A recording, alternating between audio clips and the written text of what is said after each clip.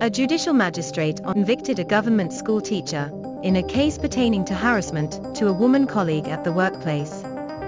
Judicial Magistrate, West, Inamullah Fulpoto found Mohammed Rashid guilty of harassing a woman teacher, and sentenced him to prison on 3 counts. 6 months each for offences under sections 354, assault with intent to outrage modesty, 509 insulting modesty through gestures or words, and 506 issuing threats, of the Pakistan Penal Code.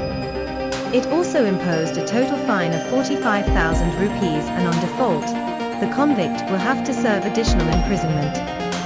During the inquiry, the complainant produced a video showing the accused allegedly knocking on the door of a room where the teacher was sitting, the court noted.